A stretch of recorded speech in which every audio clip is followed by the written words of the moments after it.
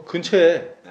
맛있는 집 맛집이 많으니까 굳이 배달보다는 나가서 먹는 게 어떻게 보면 더 좋을 수도 있겠더라고요. 보니까 괜찮다. 그렇게 불편하면은 좀 힘들 것 같은데 힘들기는. 저희 가족은 외식이나 배달 음식을 좀 잘 즐기는 편이 아니어가지고 그런 부분에 대해서는 불편하게 느끼는 점은 없어요, 사실. 뭐 배달 음식에 대한 애로사항이 아예 없진 않지만 그렇게 크게는 걱정 안 하셔도 될 것 같아요. 뭐 차라리 귀농을 하신다면 걱정하셔야 되겠지만 단순히 내가 단독 주택에 산다 그래서 배달 음식을 뭐 아파트 사는 거에 비해서 많이 불편하지 않을까라는 생각은 안 하셔도 될 것 같아요. 저는 우선 1년 넘게 살면서 집 안에 벌레 때문에 놀래거나 그랬던 적은 한 번도 없는데. 짓고 나서 한 두세 달 동안은 잔 개미라 그래야 되나? 그런 게 조금 있긴 했는데 1년 지났나? 한 6개월 지났나? 그때부터는 서서히 안 보이기 시작하더니 이제 1년 넘어서는 애들이 묻히고 들어오는 벌레 빼고는. 요즘에는 전원주택 단지가 형성이 이렇게 좀 잘 되어 있는 데가 있잖아요. 벌레는 물론 이제 잔디나 그런 데 보면은 그 돈벌레 같은 거나 개미, 거미는 있을 수 있는데요. 집 안쪽에서는 벌레는 많이 못 본 것 같아요. 벌레는 많아요. 집 안으로 유입되는 벌레는 초입에만 조금 심한 편이었고 지금은 뭐 한 3년 차부터는 거의 없다고 보면 될 것 같아요. 뭐 봄, 가을로 출현하는 뭐 지며느리나 뭐 이런 돈벌레라고 하죠. 그런 것들만 조금. 저도 처음에 들어올 때 그게 제일 걱정이에요. 제일 첫 번째. 방범창을 해야 되냐, 앞에 뭐 살을 막아야 되냐 이런 것도 엄청 고민 걱정 많이 했는데 많았는데 시간이 지나면서 조금 마음의 안정이 있고 솔직히 문 창문 여름에도 활짝 열고 활짝 사는 거. 열고.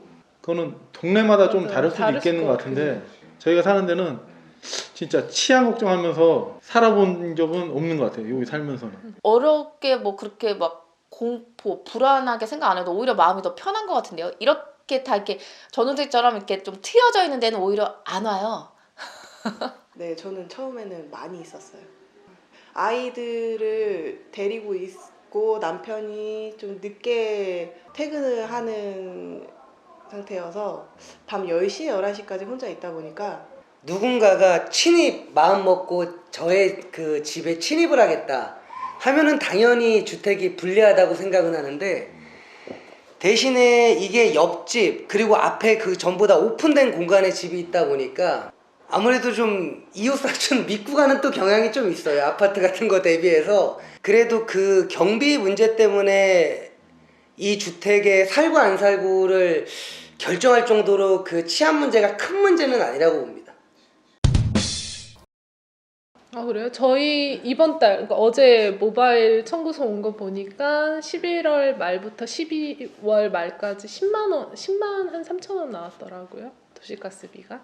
그 전에 34평 아파트 기준으로 보면은 그때는 지역 난방이었는데 지역 난방보다는 도시가스가 안 그래 조금 더 나오긴 하죠. 그래도 거의 처음 걱정했던 거에 비해서는 양호한 편이라고 생각해요. 저희는 12월 달 거 요금표 참 며칠 전에 나왔는데 보니까 10만 6천. 저희는 오히려 난방비가 많이 줄었어요. 저희는 집을 지을 때 단열에 신경을 좀 많이 썼어요. 그래서 그런 얘기를 하도 많이 들어가지고 저희도 주택이 단열이 문제다. 난방비가 많이 나온다. 근데 여기는 도시가스가 또 들어와 있고요. 일단 이번 달이요 18만 원이요. 여기 좀 세네요. 아이들 둘이 네. 있는 거에 비하면은 저는 적당히 나왔다고 보는데요. 반팔 반바지 입고 생활할 정도 기준. 저희 아파트 살 때도 많이 나와가지고 뭐 다른 집보다 따뜻하게 지내는 것 같아요. 조금은. 채광이 잘 돼서 난방은 크게 걱정이 없는데 반대로 채광이 잘 된다는 건 여름엔 덥다는 거니까 여름에는 냉방비에 대해서는 좀 부담스러운 측면이 있습니다. 그거는 힘들긴 힘든 것 같아요. 솔직히 아파트 계속 살다가 오니까 그거는 단점은 확실한 것 같은데 그걸 단점이라고 생각하면 진짜 완벽한 단점인데 아이들과 같이 재미라고 느껴야 되나? 그 뭐 자주 하는 게 아니니까요. 뭐 분기별에 한 번, 6개월에 한 번 그렇게 하는 거니까 하루 날 잡아서 하는 거니까요. 뭐. 근데 예민하면 진짜 힘들 것 같아. 근데 그거는 불편한 건 맞아요, 솔직히.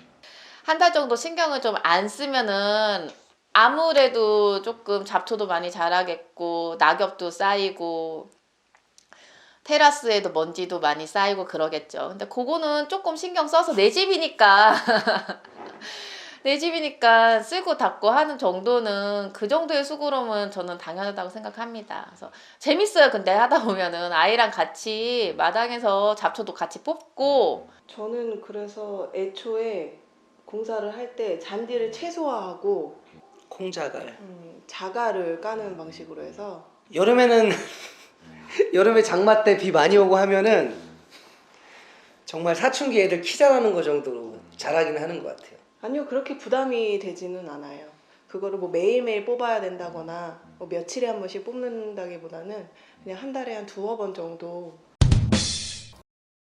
자기 차 필수. 필수.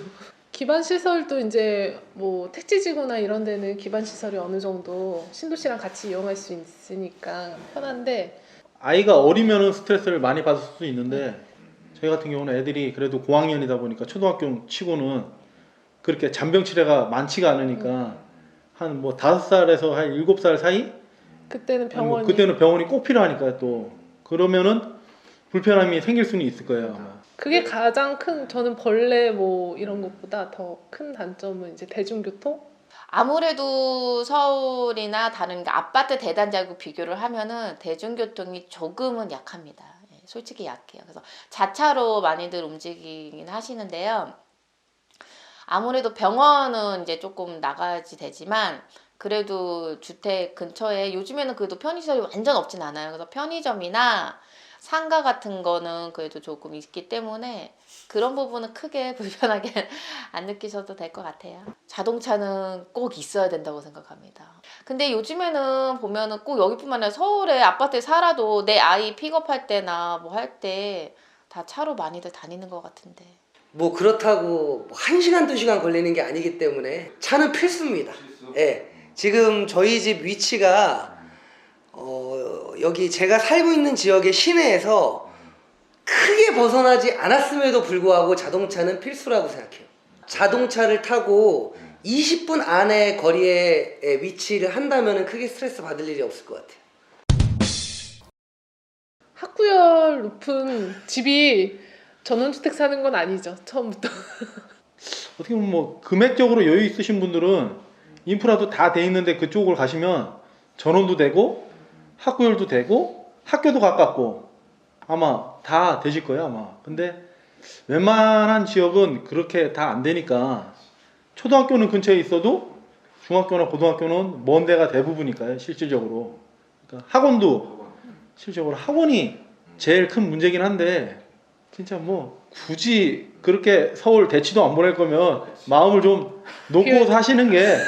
저희는 솔직하게 말하면 사교육에 큰 관심이 없습니다. 저희는 사교육보다는 그냥 아이의 인성, 도덕 이런 게 저희는 더 좋아서 그냥 동네에서 그냥 어울려서 그냥 노는 게 좋아요. 오히려 더 인성이나 도덕이나 그런 부분이 훨씬 많이 뛰어나졌어요. 지나가면서 동네 분들 어르신들한테 인사도도 하고, 예, 그러니까 옆에 이제 친구들 언니 오빠들하고도 자연스럽게 지내다 보니까 만약에 학군을 따지면은 학군은 전원택의 외지로 나와서는 안 됩니다. 요즘에 그 시내에도 타운하우스들 많이 짓잖아요. 예, 그렇기 때문에 요즘 추세가 주택을 져도 그 중심 상권에서 크게 벗어나지 않는 위치에 주택을 짓는 경우가 많아서 그런 곳에 들어가 살으시면 될 것 같아요. 아, 학교 교육 문제는. 예, 뭐 저기 뭐 소길르고 있고 저기 닭길르고 있고 꼭 그런데 안 사셔도 집 안에 해놓으면 되죠. 아, 네. 그러게 바를 만들어도 되고 그 전원주택 사는 재미잖아요 그게. 개인 바 아니면 개인 취미대로. 개인 멀티룸 취미로. 뭐 이런 걸 만들어서 즐겨도 되고. 저희는 그냥 저희 가족끼리 어울리는 걸 좋아해요. 다 같이 그냥 집에서 저녁 먹고 먹고 커피 마시고 하는 게 좋아서 저희는 이런 생활이 굉장히 잘 맞거든요. 근데 만약에 그런 노는 문화를 먼저 즐기셔야 되는 분들도 그럼 여기가 안 맞을 수도 있어요. 답답하게 생각하실 수 있어요. 지금까지 하신 질문들 중에 제일 그 마음에 와닿는 친구들 사는 지역에 놀러 가면 내가 슬리퍼 신고 수면 바지 입고 걸어갈 수 있는 거리 참 많은 것들이 있어요. 뭐 호프집부터 해서 뭐 각종 프랜차이즈 음식점들 많은데 여기는 최소한 그런 것들을 누리려면 차 타고 한 10분 정도를 가야 되니까 아파트에 사는 것보다 더 사람들이 얼굴도 자주 보고 하다 보니까 외롭고 고독한 거는 저희 회사 실장님이 딱 그 라인에 새집 사는 데를 사셨는데 강아지밖에 답이 안 돼. 좋아해요. 그냥 나무 하늘 보면서 커피 한 잔 마시면서 여유로움을 즐기기 때문에 저는 오히려 이런 생활을 그래서 굉장히 만족하고 있거든요. 외롭다는 거하고 심심하다는 거하고 좀 구분을 해야 될 것 같은데 심심하다고 생각한 적은 있어도 외롭다고 생각한 적은 없습니다. 전원주택에 살기 때문에 아파트에 사시는 분들 대비해서 외로울 것이다 라는 생각은 안 하셔도 될 것 같아요.